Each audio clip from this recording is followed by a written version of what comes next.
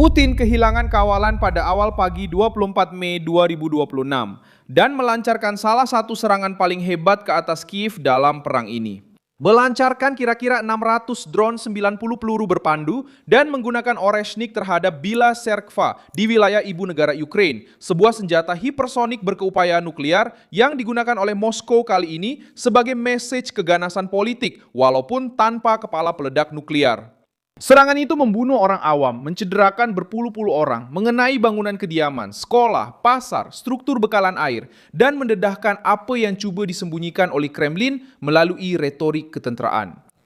Putin sedang meningkatkan ketegangan kerana dia mahu menundukkan Ukraine melalui ketakutan dan memuji sejauh mana Eropah dan sekutunya akan bertindak balas. Apa sebenarnya yang ingin dicapai oleh Putin dengan menggunakan senjata kiamat berhampiran Kiev? Mengapa Moskow memilih saat ini untuk meningkatkan ketegangan perang? Bagaimana Ukraina dan Barat akan bertindak balas sekarang? Saya akan ceritakan semuanya sebentar lagi.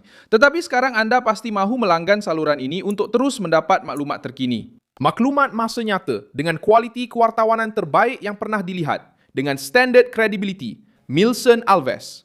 Rusia telah melancarkan salah satu serangan udara terbesar terhadap Kiev sejak permulaan pencerobohan berskala besar. Sebanyak 90 peluru berpandu pelbagai jenis telah digunakan. 36 daripadanya adalah peluru berpandu balistik. Selain itu, lebih daripada 600 drone turut digunakan.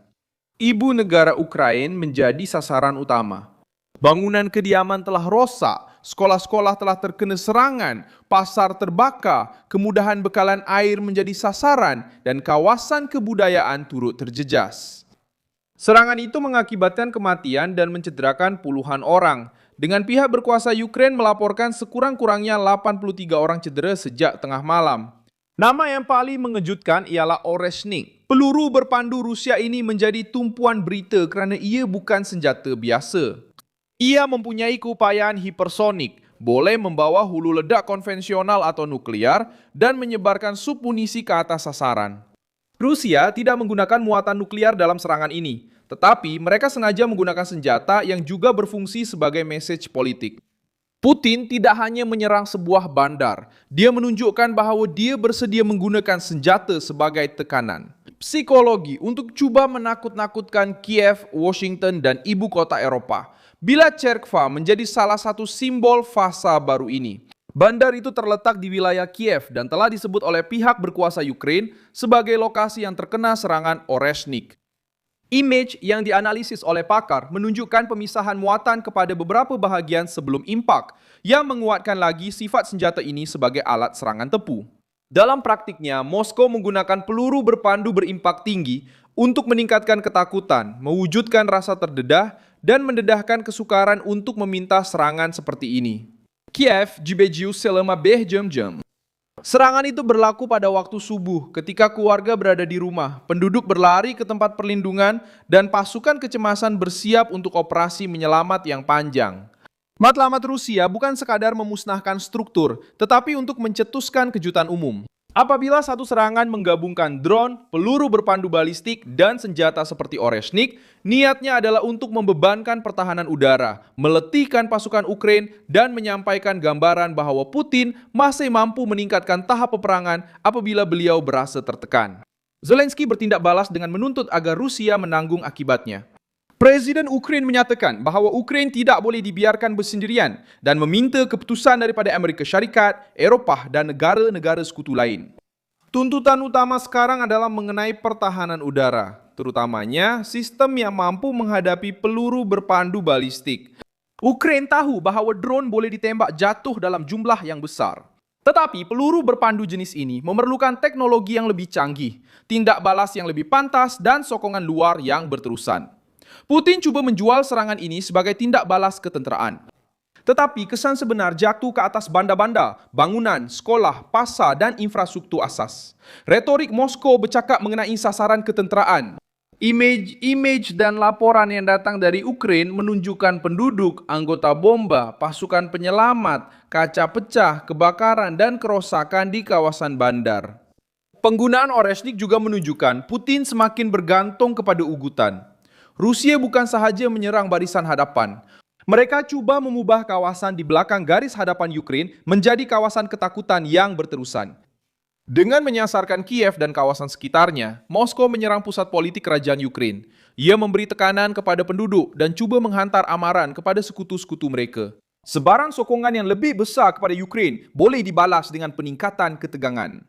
Tindak balas antarabangsa bermula dengan kecaman keras. Pemimpin-pemimpin Eropah menganggap penggunaan Oreshnik sebagai satu peningkatan yang berbahaya. Kesatuan Eropah mengklasifikasikan tindakan itu sebagai satu bentuk ugutan nuklear dan tekanan politik. Perkara sensitifnya ialah peluru berpandu itu mempunyai keupayaan nuklear, walaupun digunakan dengan kepala peledak konvensional. Ini membolehkan Putin bermain-main dengan garis ketakutan tanpa secara rasmi melangkaui had nuklear. Dia tidak perlu meletupkan senjata nuklear untuk mengeksploitasi panik yang dibawa oleh jenis persenjataan ini. Ukraina kini bekerja di dua bahagian. Yang pertama ialah menyelamatkan nyawa, memadamkan kebakaran, mengalihkan serpihan, dan memastikan perkhidmatan asas terus berfungsi selepas serangan. Yang kedua ialah politik. Meyakinkan sekutu bahawa pertahanan udara perlu sampai dengan lebih cepat dan dalam jumlah yang lebih banyak. Kiev tidak hanya mahukan kenyataan sokongan. Mereka mahukan sistem yang mampu menghalang Oreshnik seterusnya, peluru berpandu balistik seterusnya, atau gelombang drone seterusnya daripada sampai ke kawasan kejiranan ibu kota.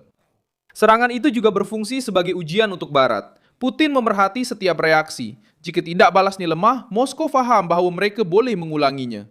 Jika lebih banyak pertahanan udara, lebih banyak sekatan dan lebih banyak tekanan strategik diberikan, kos untuk meningkatkan ketegangan akan meningkat. Itulah kiraan dingin di sebalik serangan itu. Rusia menggunakan senjata, mengukur ketakutan, memerhati reaksi dan memutuskan sama ada berbaloi untuk melangkah ke tahap seterusnya.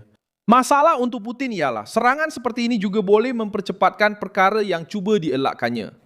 Semakin banyak Moskow bertaruh pada senjata kejutan terhadap kawasan bandar, semakin meningkat tekanan untuk memperkuat Kiev.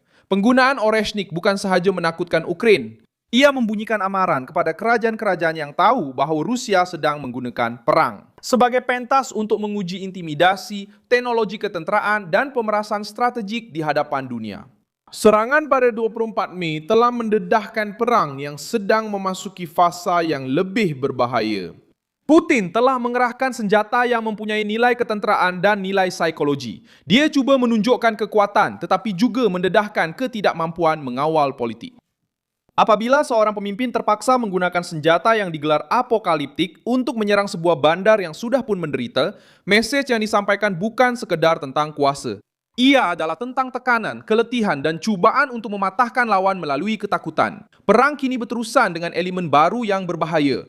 Rusia telah menunjukkan bahawa mereka boleh menggunakan Oreshnik sekali lagi bila-bila masa mereka mahu meningkatkan impak politik sesuatu serangan. Ukraina akan cuba mengubah kejutan ini menjadi lebih banyak sokongan ketenteraan. Putin akan cuba mengubah ketakutan menjadi kelebihan. Saya Ming Song Alvis, seorang ahli hubungan antarabangsa, dan tujuan saya adalah untuk memastikan anda sentiasa mendapat maklumat yang benar setiap hari. Pautan berita ada dalam deskripsi video. Sila tekan butang suka pada video ini, langgan saluran dan pada akhir, lihat komen untuk anda lebih terlibat dengan komuniti Milson Alves.